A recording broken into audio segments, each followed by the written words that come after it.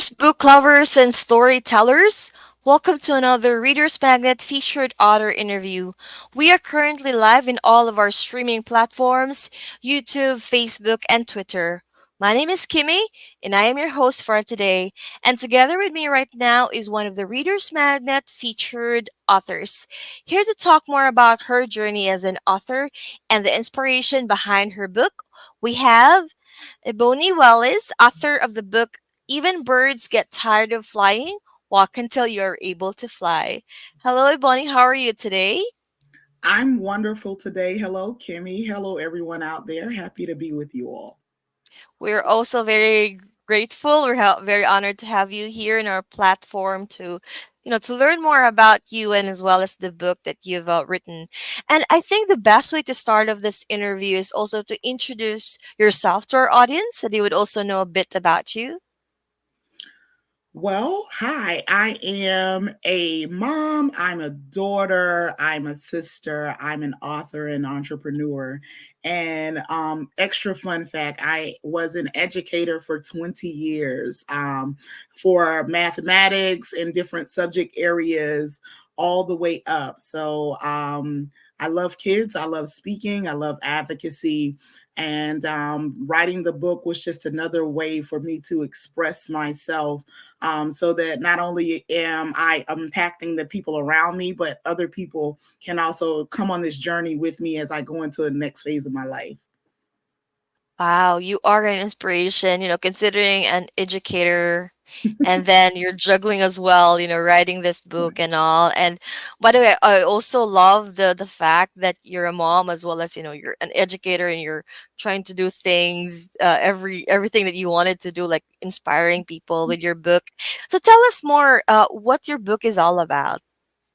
So the way this book came to be, I have two teenagers, and a couple of years ago, just before the pandemic, a bit, I'm in the car with my son, getting ready to take him to baseball practice, and as we're in the car, some birds were in the middle of the road, and I drive really fast, and I was like, these birds better get to moving, they better get out of the way.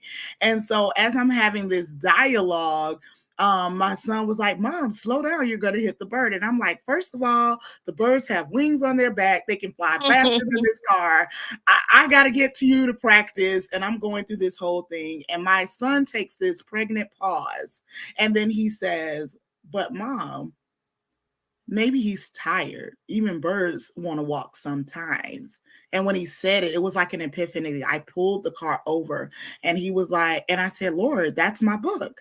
I was like, I'm going to write a book, because what he didn't realize was he had pinpointed for me where I was in my adult human journey. Just because you have wings and just because you can do all of these things and you're wearing all these plethora of hats doesn't mean that you can't take a moment to slow down. Doesn't mean that you can't take a moment to walk. And so even though the birds had wings and my expectation was it to move quickly, that day it wanted to peruse and walk. And so the book was birthed out of that. And I just gave 10 lessons that I learned in my walking season of life, where I wasn't doing all these things and I wasn't a graduate student getting my doctorate degree and I wasn't, running around back and forth with this and that.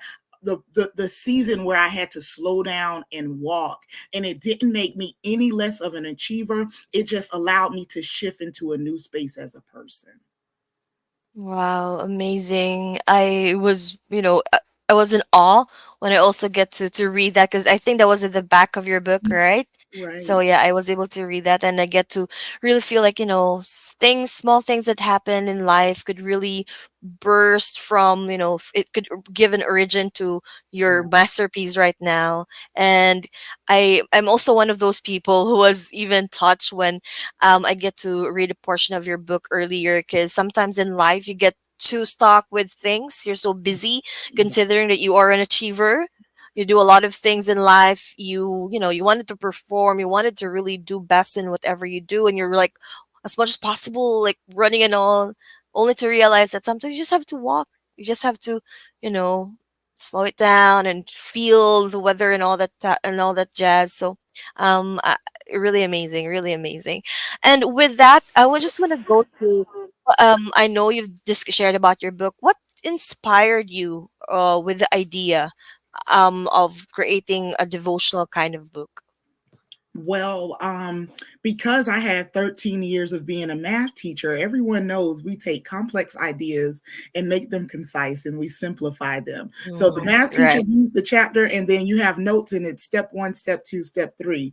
So when my writing is a lot like that, my chapters are very short, but at the end of the chapter, there are reflective points where you actually get to write in the book and you answer reflective questions about that chapter. So basically, I took these massive lessons and I narrowed them down just like a math teacher would, and then I gave a quick quiz just like a math teacher would to capture the knowledge and to see where my people were. So there's different lessons, different walking lessons. One is about being stuck and how to get unstuck. One is about, how to see change. One is about watching your agreements. And, there are all these different wonderful lessons. And it doesn't take 17 hours to read, but it may take 17 hours in your reflection. So I didn't want the book to be about me. I wanted it to be about empowering the reader to get to a place where they can dig out those things of why they're walking so they can get ready to run and eventually fly again.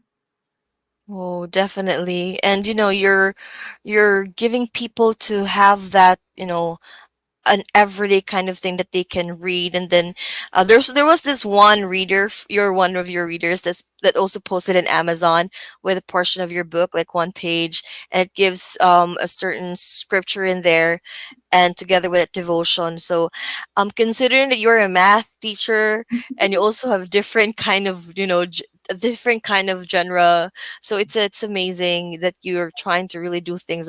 By the way, I really envy math teachers because I'm not good with math. I'm an educator too, but I've majored in English. So Okay. for math, so for all praise for you guys, you're amazing teachers. And what do you want readers to take away after reading your book, Ebony?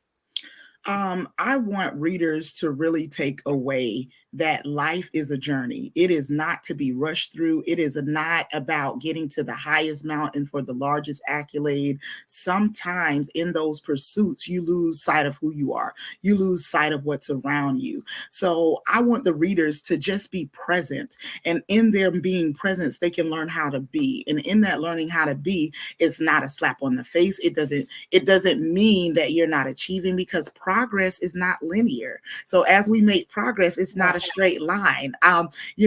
My journey may take me the scenic route, but I'm still getting to the same destination. So this book is really for those people who are trying to do it all. And sometimes, you try and then you fail. You ask for help and you don't get it. What happens after that? You know what you do? You keep it moving and you keep walking because eventually the momentum is going to pick back up, but it still is going to allow for you to get the highest place that you know you can get to. So I want them to take away a bit of resiliency, a bit of being present, and a bit of understanding that where you are is not necessarily where you're going to be, and that's okay too. Oh, that's amazing. I really need that line, where you are, like you're not stuck. You're not You stuck. you know, you're not Right. stuck, and you can just, you can be somewhere. And I love when you said about life is a journey. I'm kind of teary. Life is a journey, and I really love when you share out that kind of idea, because people right now are really into rushing into, getting there. I wanted to be this and that, not really to savor all those steps going to climbing up, right? So very empowering, and people would just probably need to put a halt and then understand what's really happening with their life. And you're doing that, you're sharing it to the people, and with this devotional book they definitely can get a lot of things in life in general. And I'll definitely gonna read your book. Thank you. Ivoni, any advice that you would like to give to any aspiring writers that they wanted to start writing their own book? So, the best advice that I could give, especially like for a burgeoning writer, a starting writer, someone who has a story to tell, I'm going to say, how do you eat an elephant? That's the question that I ask you. And the way Mm-hmm. that we eat an elephant is one bite at a time. So Mm-hmm. I'm going to say, don't sit there and think you're going to knock it out all at once. I wrote these books in lessons, and I didn't know they were lessons, and I didn't know it was going to be a book. It was things that I was writing in my journal. It was thoughts that I was perusing. It was my Facebook post. And what happened was, when I got the epiphany of the title, things began to flow. They begin to come together. And so if you're a new writer, I'm going to say, when I tried to sit and write the book 3 years ago, it didn't come. It didn't come at all, Mm-hmm. because I was trying to write a book rather than to tell my story organically, let it come. Some of the pieces of this book was on post-it notes. Some of it was here and there. But as I began to really sit with, what have I gained in this journey, in this life that I have lived that has been so full, and how do I put that together? And it came together very quickly after that. So you don't have to be the greatest writer, but just get your story out. And you don't have to have 200 pages. That helped me, because what I was doing was, I had so many thoughts.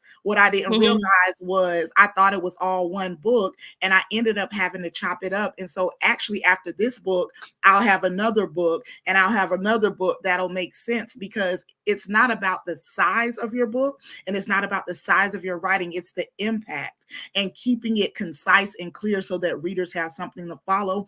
And if you're all over the place, take the things that don't fit out. That could very well be your sequel. So that's my best advice for new writers. That's really something that they can get through those people right now who are listening and watching us. Um, it's very concise, right? Be concise and be true.